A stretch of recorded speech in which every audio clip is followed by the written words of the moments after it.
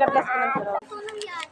Wait, ma-apen! Mga apen! Ako. Call mo muna si Paul Sugat. Namayin mo ng gamot. Malamig oh. May malipot namin ng likod. Masakit. Ako ba ganun bulong niya? Sabi ng pilay na ako pagkakagad yung hindi ko muna. Hindi ka na nakita. Ba't ko parang bulong? Nalalagay mo, ma! Ay na. Pero siguro mangyari No na! para si Daddy 40 plus. Uwi na ako din na ako sa school. But uwi na po kami kasi tapos na kami. Bye-bye!